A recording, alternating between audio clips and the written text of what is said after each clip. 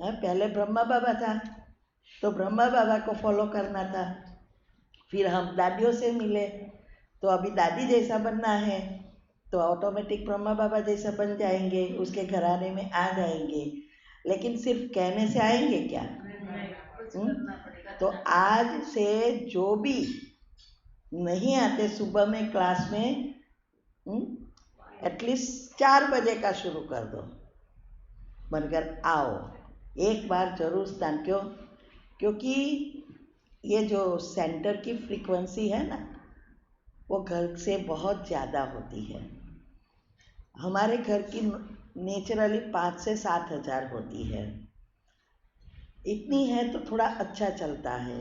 लेकिन अगर इससे डाउन होती है नेगेटिव ईयर से, घर में प्रॉब्लम से, तो एक प्रॉब्लम के बाद दूसरा प्रॉब्लम, दूसरे के साथ तीसरा, ऐसा चलता ही रहता है।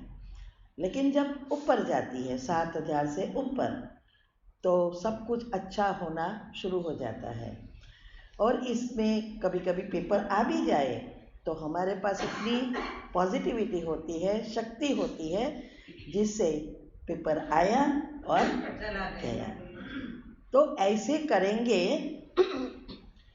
और अंतमति स्वगति करने के लिए माना शिव की बारात में साथ में जाने के लिए कितनी चाहिए फ्रीक्वेंसी पता है? बाबा की फ्रीक्वेंसी कितनी है? 25,000। तो अभी सोचो, अभी अगर हम सेंटर पर आते हैं तो सेंटर की फ्रीक्वेंसी नेचुरली 10 से 15,000 होती है। बहनों की कितना योग है, कि बच्चे कितने आते हैं यहाँ, कितना योग करते हैं, उन लोगों की कितनी कैसी अवस्था है, उस अनुसार फ्रीक्वेंसी बनती है। लेकिन घर से तो ज़्यादा है और स्टेडी रहती है, हमारी घर की एक समान नहीं रहती। इसीलिए सेंटर पर आने से वो फ्रीक्वेंसी हमें मदद करती है। तो कभी एक ही ज्ञान में चलते, दूसरे तो चलते भी नहीं। मगर भले दूसरे ना चले, हाँ घर में, इसीलिए वो लोग का तो नेगेटिविटी नेचुरल है ना, इसीलिए वहाँ की फ्रीक्वेंसी स्टेडी नहीं रहती है अच्छी। तो और हमारा भी इतना पुरुषार्थ अगर नहीं होता तो फिर घर की फ्रीक्वेंसी चेंज नहीं होती। लेकिन अगर हम एक बार एटलीस्ट सेंटर पर आके स्नान करें, 10-15 मिनट योग करें, तो हमारी अवस्था से घर की फ्रीक्वेंसी बढ़ जाती है। अभी तो क्या थोड़ा सा कुछ हुआ तो हम भी इसमें आ जाते हैं, चिंतन करना शुरू कर देते हैं और ही फ्रीक्वेंसी को गिरा देते हैं। तो इसीलिए, क्योंकि अभी अंतिम समय बाकी है, क्या नजदीक है, क्या दूर है? नजदीक है, तो अभी नजदीक है। बाबा ने क्या कहा था कि जो शुरुआत में हुआ ना वही अंत में होने वाला है। शुरुआत में क्या हुआ था? साक्षात्कार। लेकिन शुरुआत का साक्षात्कार और अंतिम का साक्षात्कार में क्या अंतर है?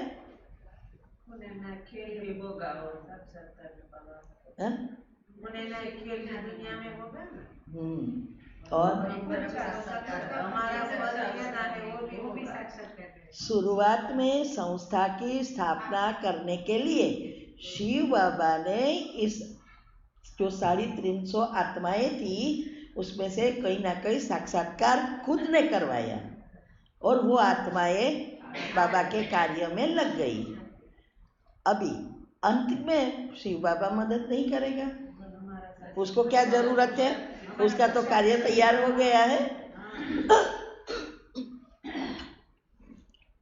कितनी आपकी अवस्था बनी है, कैसी बनी है, तो खुद की अवस्था अनुसार दूसरों को साक्षात्कार होगा। और वो आत्माएं, तड़पती हुई आत्माएं, वो किसको ढूंढ रही है? भगवान को तो पहचानते नहीं है, तो उसके इष्ट देव कुल देवी उनको ढूंढ रही है। तो वो आप में कुल देवी, जो देवी का वो मानते होंगे उसका साक्षात्कार हो जाएगा तो वो संतुष्ट हो जाएगी, परम धाम पहुंच जाएगी। तो ये मुझे मुक्ति, जीवन मुक्ति तो फिर ऑटोमेटिक मिलनी ही है सबको। एक है जीवन मुक्ति स्वर्ग की, जो पुरुषार्थ करते हैं उस अनुसार मिलती है। दूसरा है जो भी आत्माएं ऊपर मुक्ति में जाएगी और जब भी पहली बार इस सृष्टि पर आएगी तो उसको संपूर्ण सुख है। भले सुख में अंतर है क्योंकि स्वर्ग जैसा सुख नहीं होगा, फिर भी वो सुखी होगी। भले एक कलयुग के अंत में आए तो पहला जन्म उसका सुख, संपूर्ण सुख पर्याप्त घर में होगा। फिर दुनिया का वातावरण, घर के वातावरण अनुसार जल्दी जल्दी उसकी कला कम हो जाती है।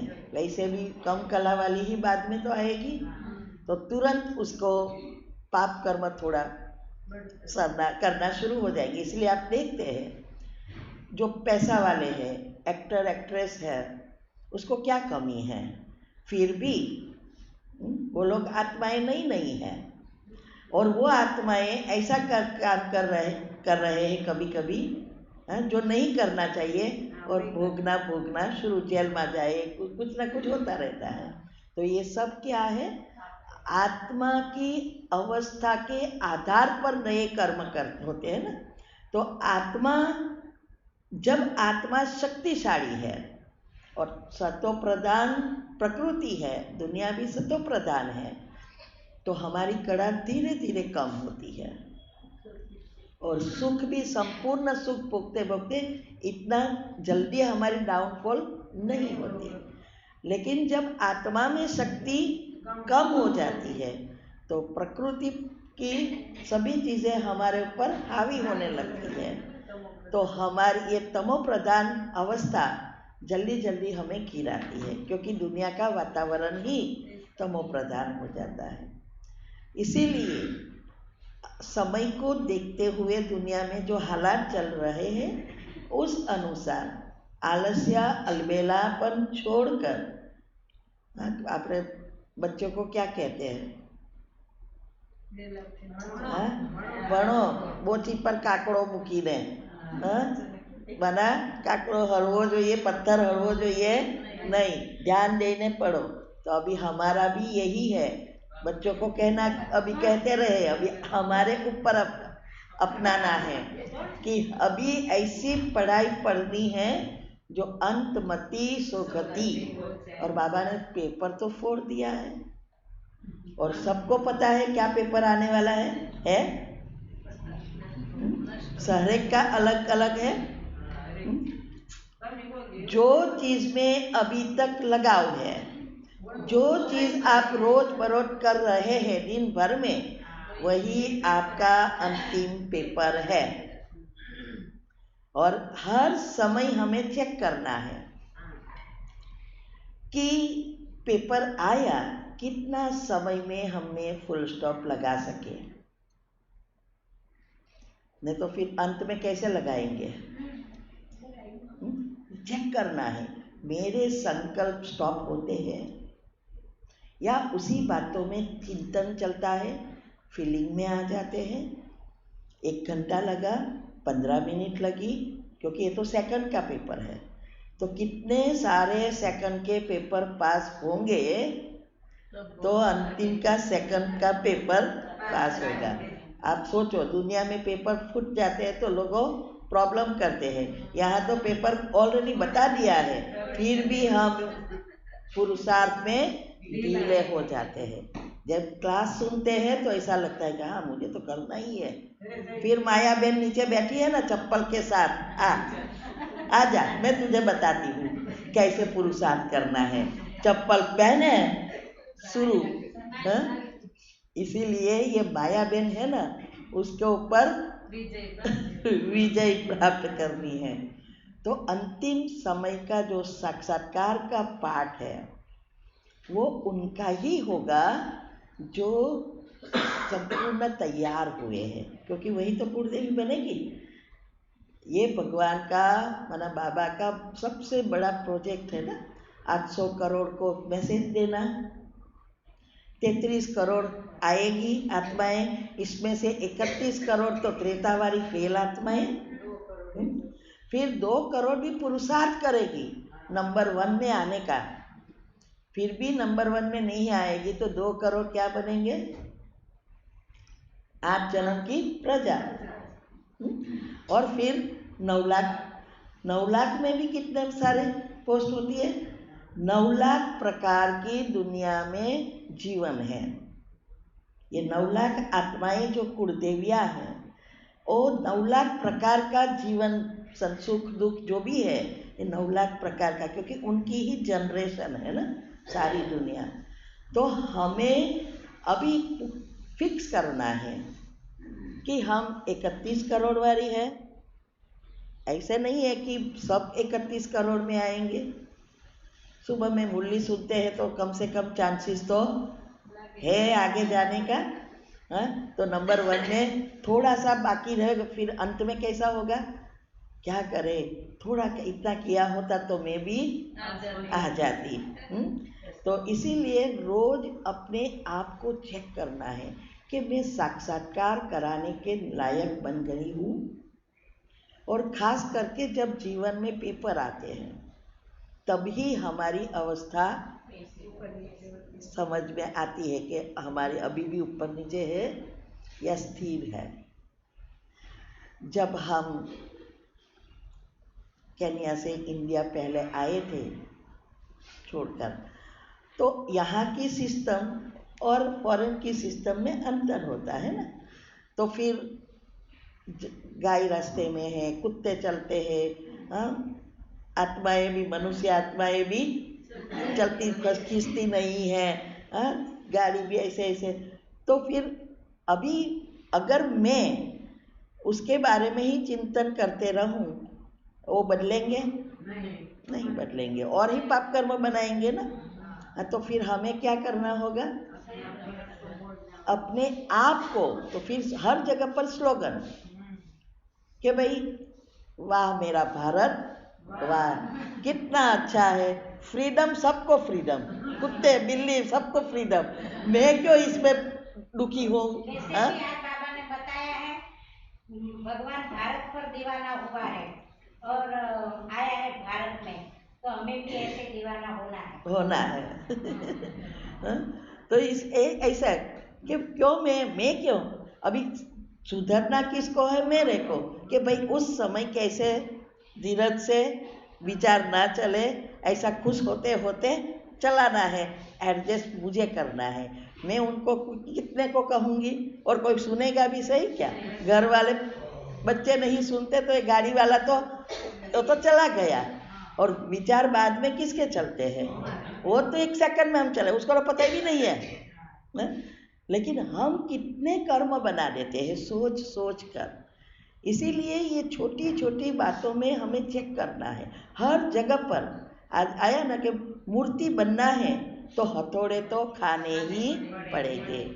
तो जब भी कोई ऐसी सिचुएशन आवे, ये शुरुआत में आपको रोना आएगा, फीलिंग में आएंगे, लेकिन जैसे जैसे अवस्था बनेगी ऐसे वैसे आपको ये सोचना है। जब भी आए तो पहले थोड़ी जल्दी याद भी नहीं आए स्लोगन, लेकिन धीरे धीरे वो एकदम नॉर्मल हो जाएगा, फिर हमें कोई असर करेगी नहीं। पहले पहले फील होगा हमें सहन करना है, कितना हम करते हैं तो भी अप्रिशिएट नहीं करते, सब कुछ होता है।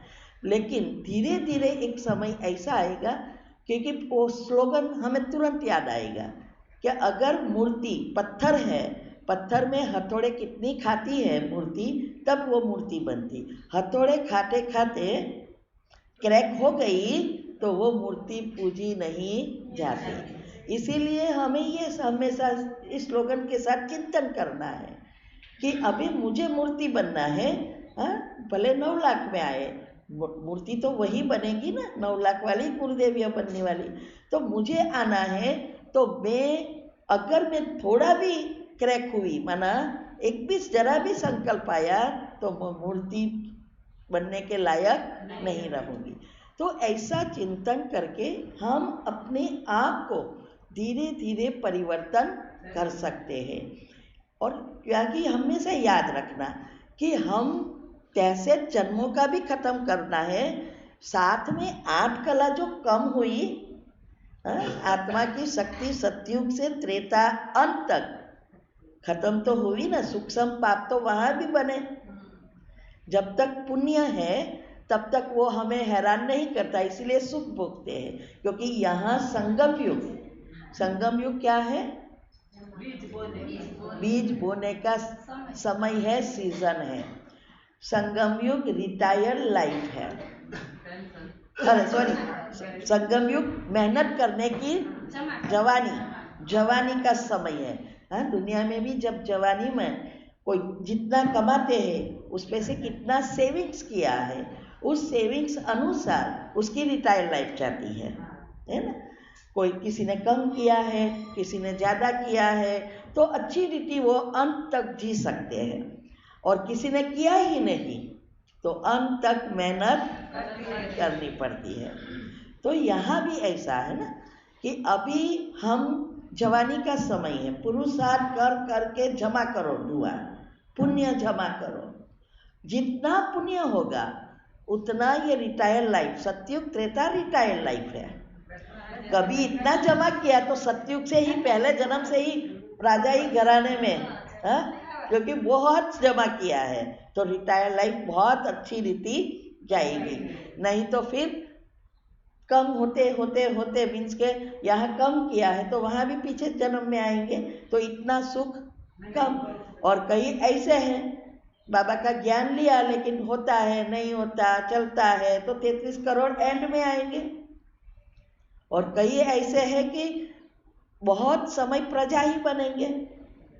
तो ये प्रजा सतयुग में पहले जन्म में भी होती है, 9 लाख में भी प्रजा है, 9 लाख श्री कृष्ण की। फिर 8 जन्म में भी सभी राजाओं की प्रजा तो बननी है ना, बाद में तो प्रजा ही आने वाली है। फिर 33 करोड़ में 31 करोड़ प्रजा। फिर द्वापर से ये 33 करोड़ की भी प्रजा, ये पितृ है ना, 33 करोड़ देवी देवता है जो गाते हैं, उसकी भी फिर 9 लाख से जनरेशन 2 करोड़ होती है, वो देविया है, वो कुल देविया है, ये देविया है। फिर कहते हैं ना कुल देवी का श्राप कितना लगता है? 7 जन्म, और देवी का श्राप 1 जन्म, और पितृ का श्राप थोड़ा समय के लिए।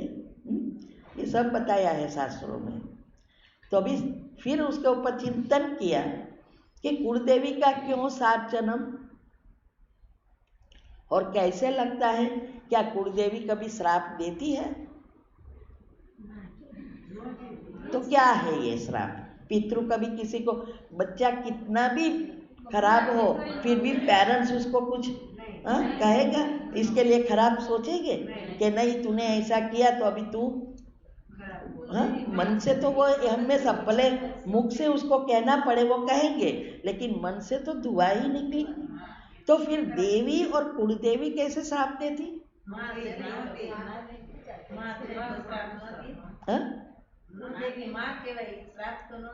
ना दे तो फिर क्यों लिखा है? जन्माक्षर में भी आता है कुलदेवी का श्राप है ना तो 7 जन्म तक चलेगा। तो ये कैसे आता है? हमारे घर, हाँ, हमें नहीं पता है ना कि कौन कुलदेवी है, कौन देवी है, कौन पितृ है हमारा। और वही 9 लाख आत्माएं जो है, वो 9 लाख आत्माओं की भी एक सारा झाड़ बनता है ना, तो वो कहाँ ना कहाँ आने वाली ही है। भले जैसे जन्म में भी आने वाली है और बिगिनिंग से भी आने वाली है। तो आपको पता है कि द्वापर के बाद स्पेशली कलयुग जब शुरू हुआ, और हमने भी 200 साल पहले की बातें दादा बताते थे, उस समय कितनी सारी बहनों को कितना दुख देते थे। उस समय बहुत दुख देते थे ना। हाँ, कितना। अभी इसमें अभी उसमें जो कुलदेवी है वो नंबर, इसमें देवी आ गई कोई, है ही, क्योंकि उसका ही जनरेशन है। अंत तक वही आत्माएं घूमती है, कहाँ ना कहाँ भी से उस विस्तार होता जाता है, ऊपर से आत्मा आती है तो, लेकिन वो कहाँ ना कहाँ जन्म लेती ही रहती है। वो कुलदेवी बाहर तो नहीं जाएगी, वहाँ ही है। तो वो जाने अनजाने, इसीलिए हम कई बार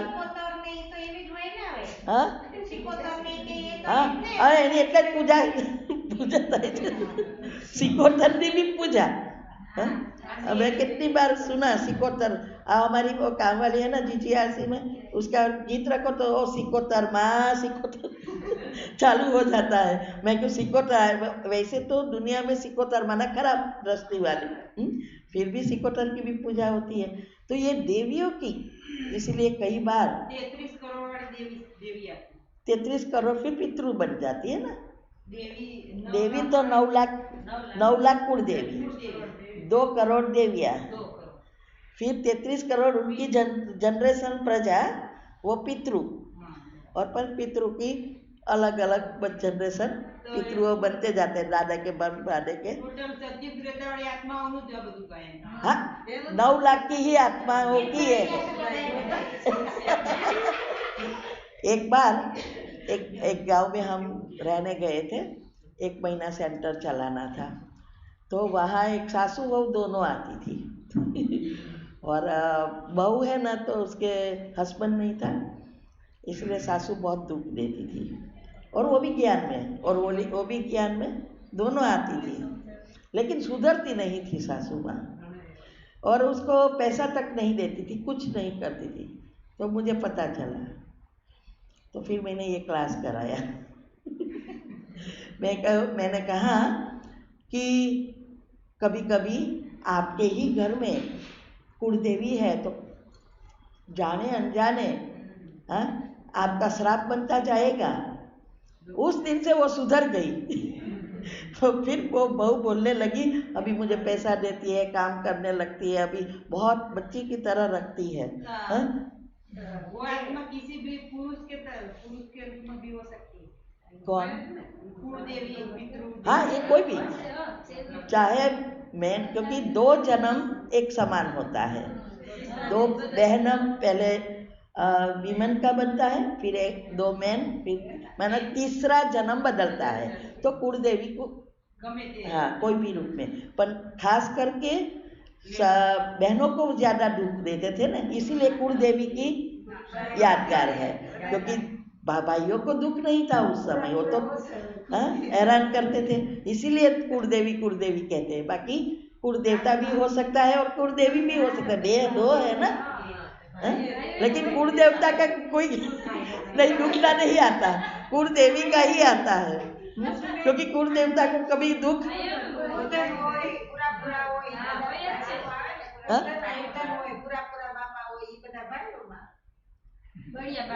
हाँ बढ़िया बाप। अभी ये तो बहुत लंबा हो गया, उसका पर चिंतन करना पड़ेगा बाद में।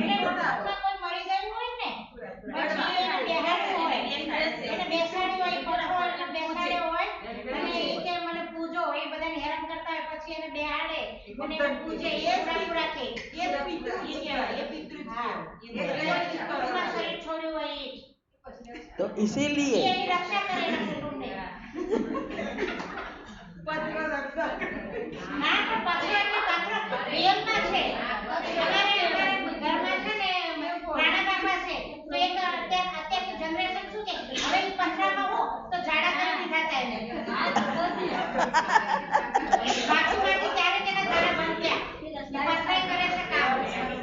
कई आत्माएं ऐसी भी होती है ना कि नई आती है, तो उसके पास ये चमत्कार जो कर रहे हैं वो नई आत्माएं हैं। कौन ना આવે जन्म तो लीधो एनी एनर्जी हो जो बाबा से कनेक्टेड हो। आप क्यों मानता बाधा फलती है, वो तो आत्माएं तो जन्म ले लिया है, लेकिन उसकी जो वाइब्रेशंस है वो 10 डायमेंशन जो है वो 5वां 6वां 7वां 8वां 9 वो सब वो देवियों की ही एनर्जी है। अभी नहीं हो रहा है क्योंकि एनर्जी लेयर बदल गए हैं और इसीलिए साइंस ऊपर जा रही है। पहले नहीं जा सकती थी, अभी ऊपर जा रही है।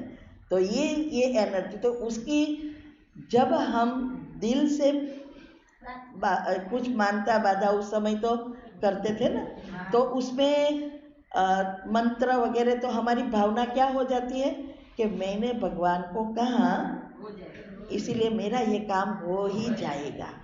पूरा विश्वास, पूरी श्रद्धा से वो पीछे पड़ जाते हैं। 55,000 श्लोक मंत्र करो तो रात दिन लग जाएंगे।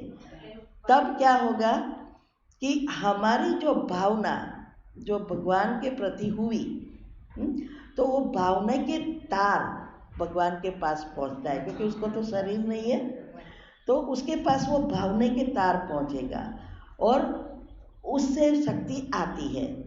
क्यों? क्योंकि आपकी भावना पहुंची। अभी आपका पाप भी था, जो प्रॉब्लम आया वो पाप, और जो अच्छा सोचा वो पुण्य। कर्म की गति में पाप और पुण्य दोनों इकट्ठे हो जाते हैं, तो पाप ठेलता जाता है, पुण्य यूज हो जाता है। इसीलिए टेम्पररी हमारा काम हो गया, लेकिन कर्म खत्म नहीं हुआ, वो हट गया टेम्पररी। और जब समय, स्थल, व्यक्ति सब इकट्ठा होता है, फिर वो फल देने के लिए फिर से आ जाता है। तो ऐसे करते करते हमने क्या किया, द्वापर में, कलयुग के बिगिनर में, अभी तक कहो ना 2-3 जन्म पहले, जब से भक्ति इतनी तमो प्रधान नहीं थी, तब तक तो सबके काम होते थे, तो सब ठेलते ही गए। इसीलिए ये कलयुग के अंत में पापों से भरपूर हो गए। फिर कमी थी तो क्या किया, प्रॉब्लम आया, जंतर मंतर साधु, ये पूजा कराई, निकल जाए। तो उसमें कभी भी पाप कर्म खत्म नहीं होता। इसीलिए शास्त्रों में बताया है कि पहले के जो लोग तो सत्युग त्रेता वाले ही कहते ना, बाकी उस समय तो दुख तो था नहीं, लेकिन पहले वाली जो आत्माएं थे वो क्या कहते थे कि हमें दुख दो तो ये खत्म हो जाए ये जन्म में, तो हमारा दूसरा जन्म अच्छा हो जाए। अभी क्या है, दुख ले लो, हमें सुख दो।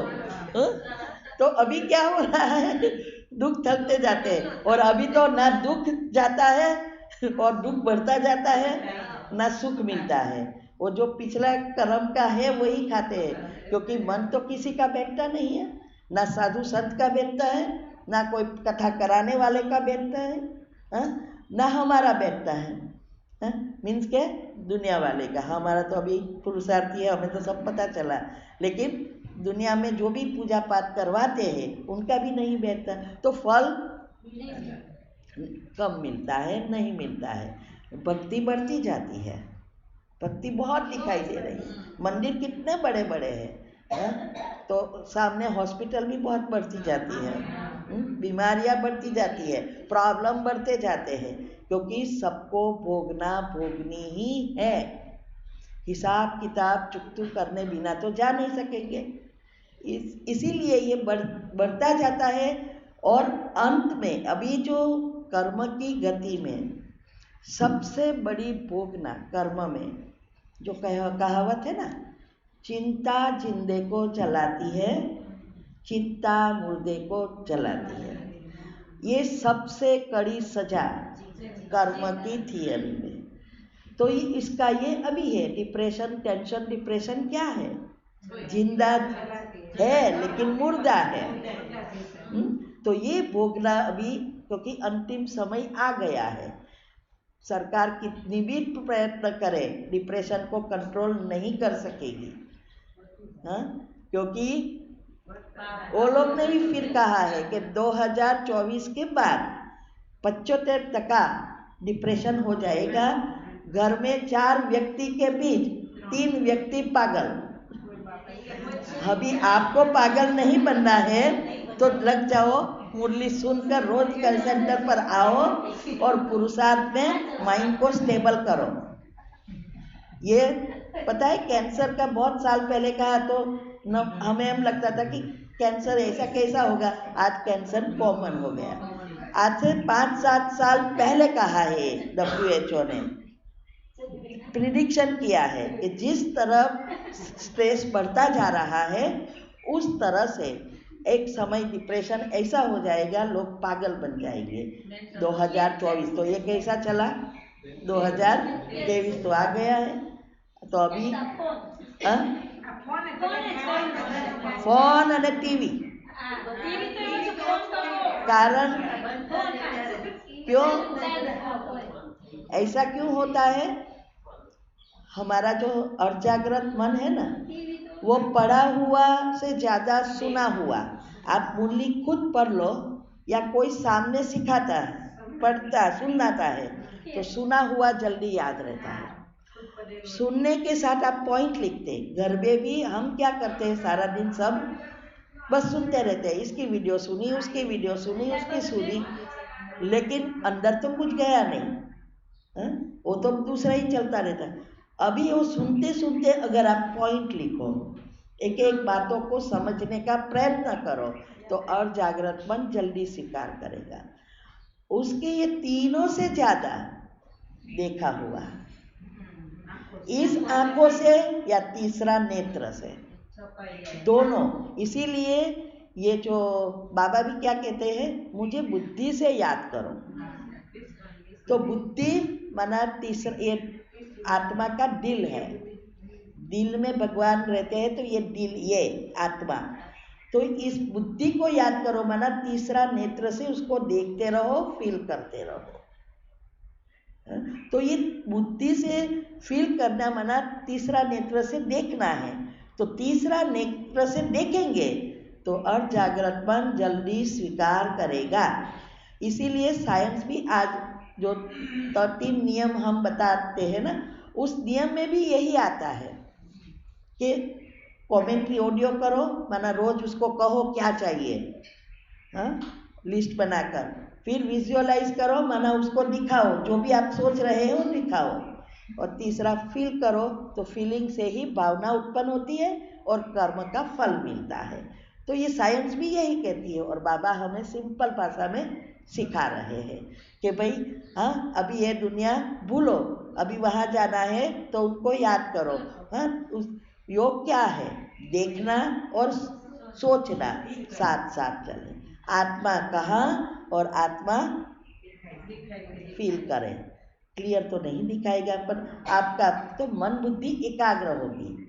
इसीलिए मैंने कल भी कहा था, अगर अभी तक हम सीरियल देख रहे हैं, टीवी देख रहे हैं, व्हाट्सएप पर सारा दिन चला रहे हैं, यहाँ का मैसेज आया, ये देखा, ये सिस्टर शिवानी के क्लास में सुना क्या कहा था, वो हमें से यही कहते हैं कि व्हाट्सएप पर मैसेज आए देखने बिना सब डिलीट कर दो,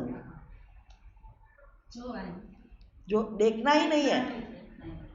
हम तो देखकर थोड़ा सुना ना सुना फॉरवर्ड, तो दूसरे का भी चलता है, उसका समय बिगड़ा। ऐसे ये सूक्ष्म कर्म की गति है, सूक्ष्म बात।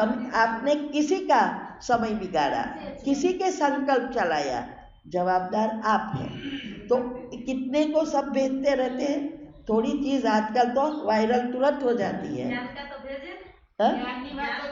वो नहीं भेजते, वो नहीं भेजते, हम भेज सके। हमारे अंदर भी 2 ग्रुप है, रिलेटिव्स का और फैमिली का, तो उसके लिए ही है कि भाई सबको मैसेज, कोई वीडियो भेजे, ये भेजे, जिससे वो लोग कोई सुने, और मिले तो कहते हैं कि मैंने हमारी आपकी सुनी, लगता है कि हाँ चलो सुनते हैं, जो भी सुने वो, बाकी दूसरे सब डिलीट। तो ये देखा हुआ, इसीलिए आजकल टेंशन से डिप्रेशन बढ़ रहा है, क्योंकि सब चीज दिखाई देती है, टीवी। और इतना ही नहीं, आप जब जिस चीज में आपका इंटरेस्ट है, तो उस समय आपको मन और बुद्धि इतनी एकाग्र हो जाएगी, और मन बुद्धि एकाग्र हो गई और जागृत मन खुला, डायरेक्ट सबकॉन्शियस में चला जाता है। इसीलिए जिसकी मन बुद्धि की एकाग्रता दोस्ती अच्छी है, योग अच्छा लगेगा। मगर ज्ञान में बाहर वाली है दोस्ती तो बाहर का बढ़ेगा। अभी आपको चेक करना है कि हमारा बाहर का है या ज्ञान का है, इसलिए अंतर्मुखी बनना है, अंदर। इसीलिए एक नामी इकोनॉमी, ऐसा नहीं थोड़ा थोड़ा इकोनॉमी नहीं। इकोनॉमी अर्थात जहाँ भी बचत हो वह बचत करके सेवा में लगाना, चाहे समय है, चाहे मन है, चाहे तन है, चाहे संबंध संपर्क अच्छे हैं, कुछ भी चीज़, जो भी चीज़ है हमारे पास वो उसका अच्छी रीति सेवा में उपयोग करके भाग्य बनाना। तो ऐसा पुरुषार्थ जब हम करते हैं तो जरूर 9 लाख में आ जाते हैं। एक एक चीज की कीमत, दादी जान की एक नामी मना एक का ही बस। सब क्या पूछते हैं, कई बार प्रश्न आते हैं कि सर्व संबंध की कमेंट्री कैसे करें। कौन करते हैं कोई?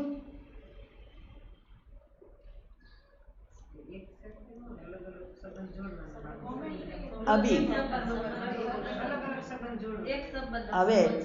मैं क्या कहती हूँ, ऐसे कमेंट्री करने से संबंध नहीं जुड़ेंगे।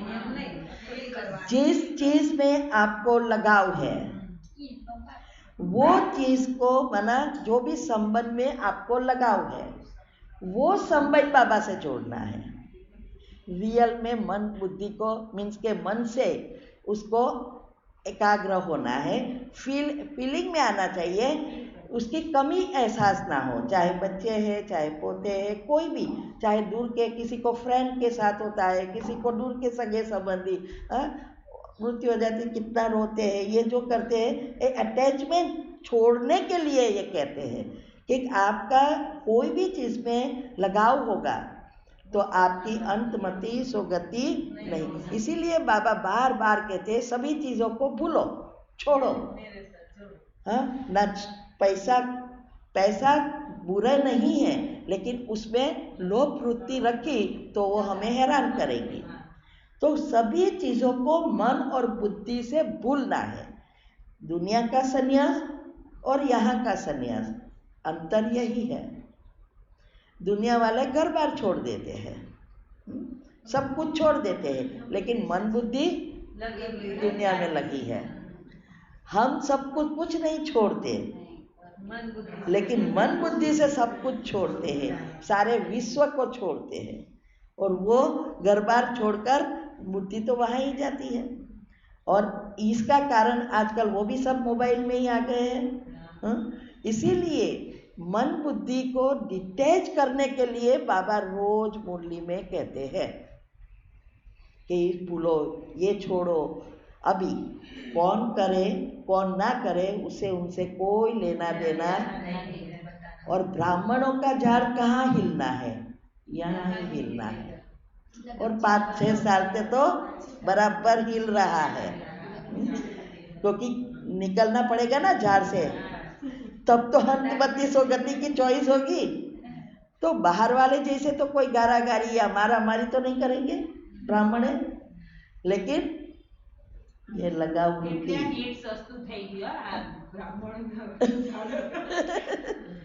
तो ये हमारा ब्राह्मणों का झाड़ हिलना अर्थात क्या, जिसमें बाबा कहते ना महारथी भी गिर जाएंगे। ये क्या है?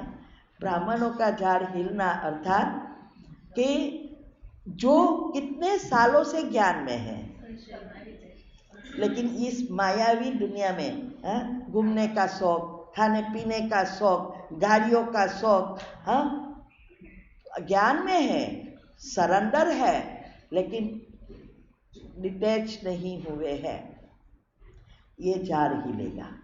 इसमें भी नई नई बाबा की पधरावनी हो रही है, वहाँ भी होएगा, हिलेगा। अगर ध्यान नहीं रखा तो फिर वो भी अंत समय में, क्योंकि ये सब क्या है, हड्डी डालने वाले लोग हैं, हड्डी तो पड़ती ही रहेगी। तो हमारी अवस्था ऐसी होनी चाहिए, कोई कुछ भी करे, चाहे वो कितने साल से है, चाहे कितनी बड़ी पोस्ट पर है, चाहे वो सरेंडर आबू में है, हम हिल जाएंगे तो हम ही गिर जाएंगे, वो तो गिरेंगे लेकिन उसके पहले हम गिर जाएंगे, सेवा छोड़ देंगे, चिंतन करेंगे। ये देखो ना, सरेंडर है, आबू में इतने साल से रहते हैं, हाँ वो नहीं होते, हम तो अभी ही आए, हम तो गृहस्थी है, अपने आप को ही